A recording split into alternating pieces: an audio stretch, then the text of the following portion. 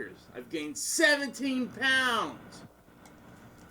Oh my gosh. No wonder I couldn't fit into my suit yesterday. I couldn't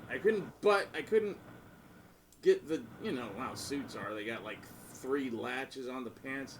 I couldn't get any of them to connect. So I just got my belt and whoop, and pushed my suit flap things down, and my belt was doing all the work. And even that was like a little loose, otherwise I'd suffocate. So I was there for like a good 2 hours yesterday. I'm like, what's happening? Because the scale hair broke, and I haven't weighed myself in like 3 months. And I don't let them weigh me at the doctor's, so I don't want to hear it. And I'm like, well, no. But when she left, I went back and I stepped on 257 pounds. Because I weighed 240 in February. And they said, and my doctor's like, 240 is a little heavy. I want you to drop 20. I'm like, no problem. But then he puts me on, you know, testosterone. Not shots, it's a cream, which isn't, it's still, it does something. You know, it gets, you know, after the wreck destroyed me. So apparently sometimes when your body dies, like I was dead, I flatlined. They refused to say I died in the hospital. They said your heart stopped and you weren't breathing. Well, to me that's dead.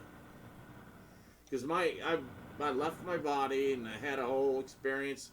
Look it up, you know, put in my name and, what do they call it? Something near-death experience. And you should see a video of me. And I do 2 of them. I did a near-death experience, and then I was talking to the camera guy when he was setting up a shot, telling him about, he goes, dude, what about, we should do something about your bands and stuff. I go, dude, one band, Trick or Treat, that's a crazy story because we couldn't get it, you know, we couldn't seem to write any songs.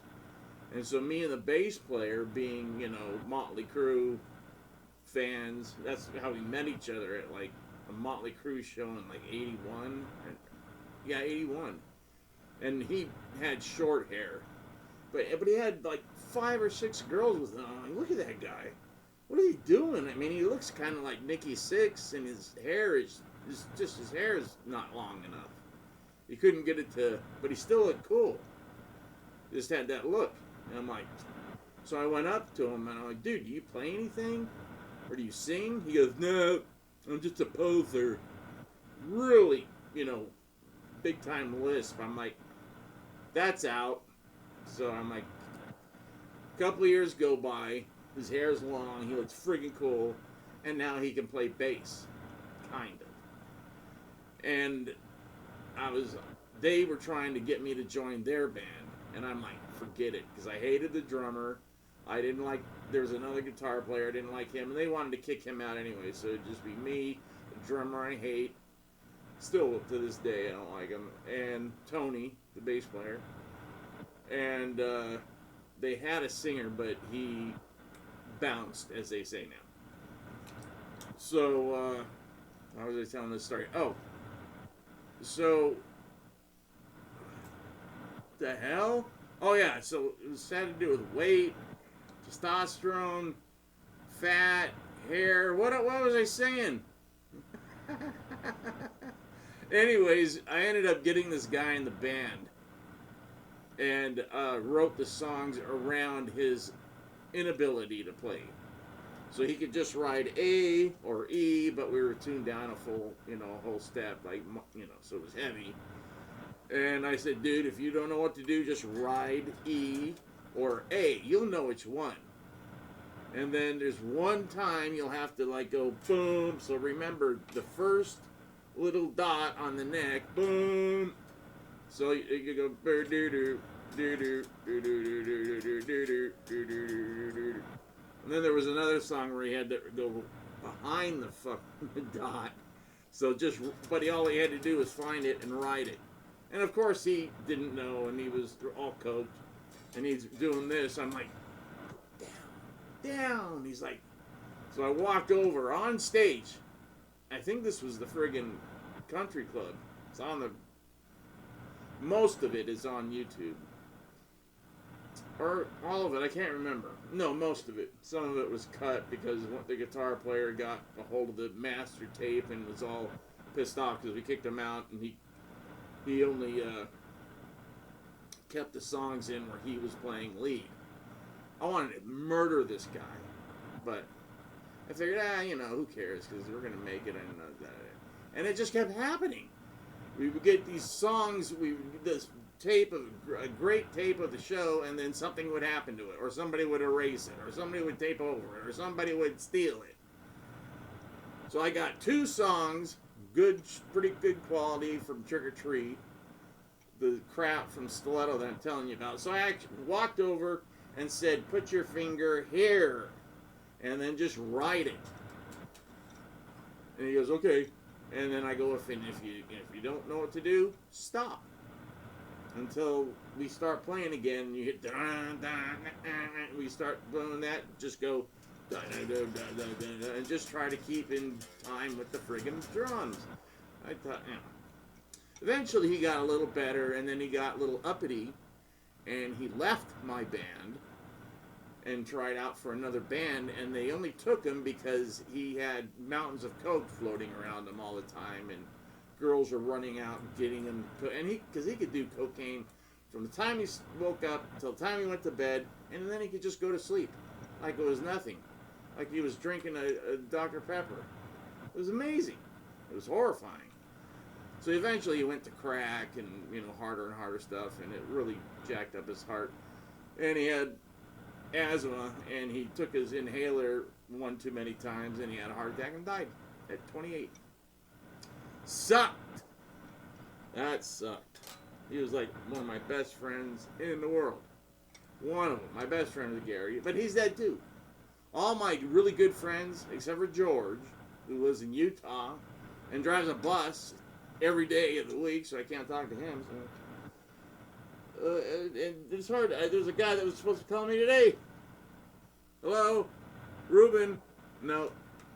Flake, call me. So I was going to tell a story, but if I just keep telling stories, like I was going to tell something, but I already forgot what the hell it was. Something about Tony, or I don't know. Anyways, I'm going to...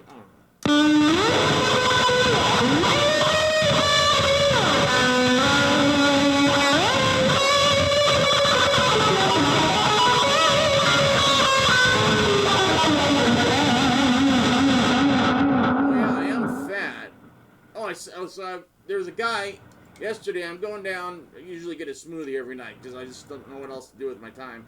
So I get a smoothie, and I usually park in the parking lot. I watch a movie, or I edit these things on my camera, and then I come back and upload them on and you see them.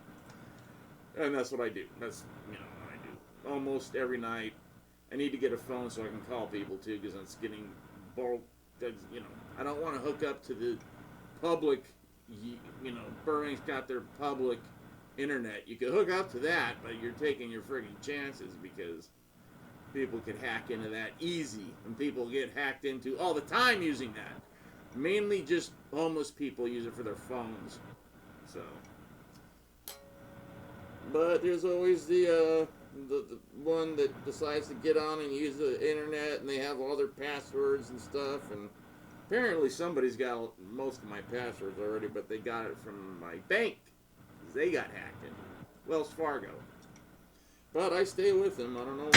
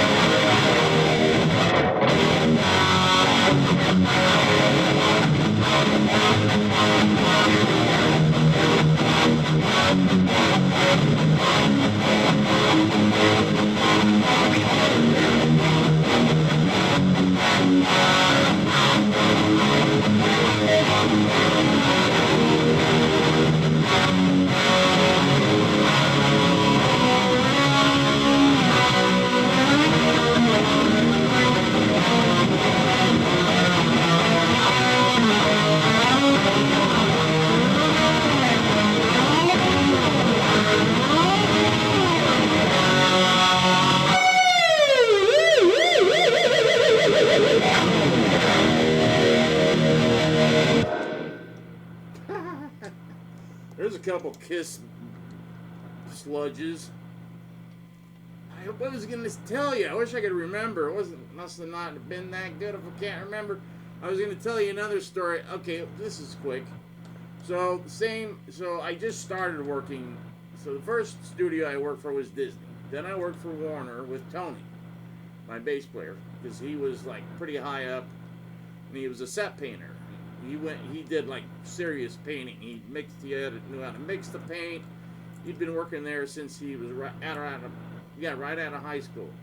So that's how he had all the money for the blow he was doing all the time, is he was making bank. So in the 80s, he was making like $30 an hour in the mid 80s. So by the time he got me in there in like 88, I started at $29 an hour just painting, you know. There used to be these big billboards on the side of Warner, like movies that were going to come out, giant, and they were painted on. Now they're just, you know, a big thing, a big canvas thing is shot with some kind of bullshit, and they just unroll it and tie it, and there it is. No talent, no nothing. But they used to paint it, and it would take, you know, these guys are really good at it. They would, you know, do it, they get it done in a week or less. A huge billboard for coming attractions that you know, Warner was putting out, movies. And then when they were done, they'd call the whiteout team, which was anybody that could hold a brush that was in the paint department.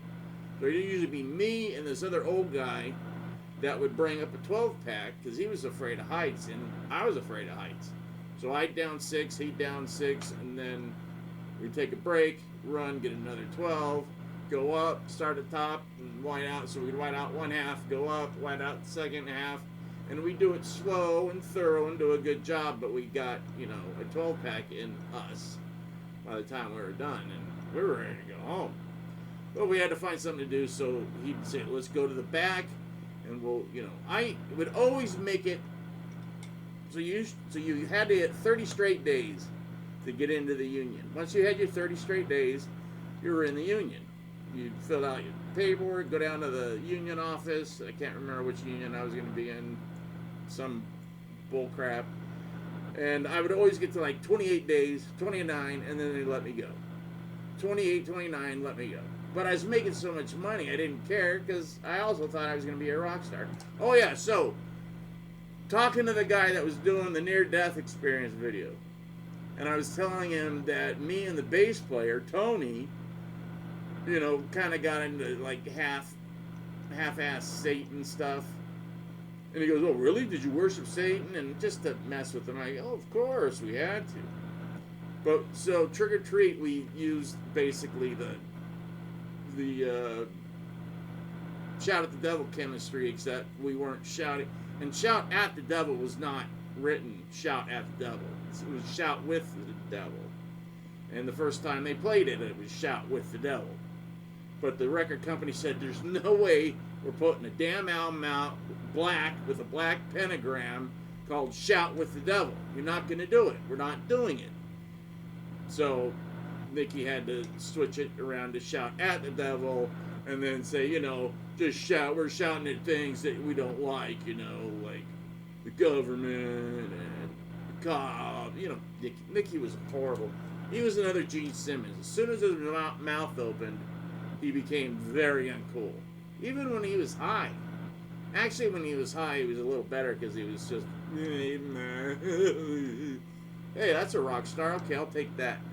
But please, don't try to explain anything and try to be smart about it.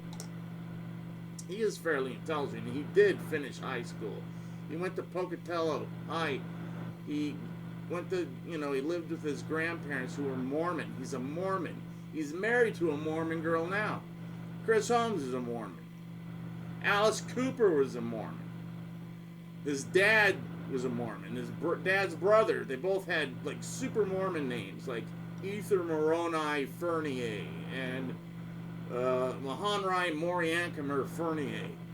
Those are like super Mormon names. I mean, found in like the Book of Mormon or, you know, just old Mormon names. Really super Mormon.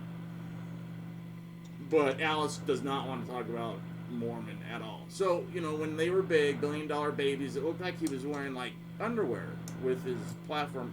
He was wearing garments. He was wearing like Mormon underwear. Woo!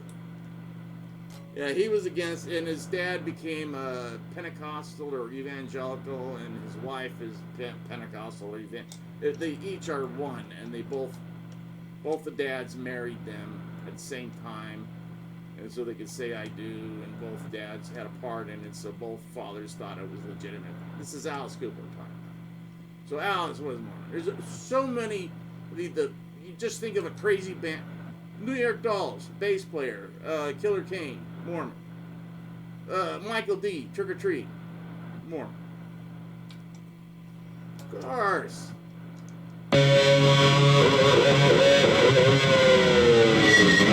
So, I got off the friggin' elevator at, I think it was Universal, I'm pretty sure. And I was taking the elevator down because I was going to see somebody in an office somewhere. Yeah, so it had to be elevator, Universal. And I was off work, and I was going to, you know, just had to walk to the parking structure, get in my car, and go. But I was parked on the third level. And I was walking with Danny DeVito, and I could see he was walking the same way. He's like, hey, where are you going? I'm like, oh, I'm done. I'm going to parking, you know, going to parking structure and get in my car and go home. He goes, yeah, me too. He goes, hey, you want to race? I'm like, you kidding? And he just starts sprinting. His little legs. I'm like, no way. So I'm like, what? I'm like, boop, I'm there. And I hit the button, and he goes, oh, you think you're bad with those big, long legs. I go, you think you're pretty bad with those little, very nice legs. He goes, hey, we're all human, right? Good race. And he shakes my hand.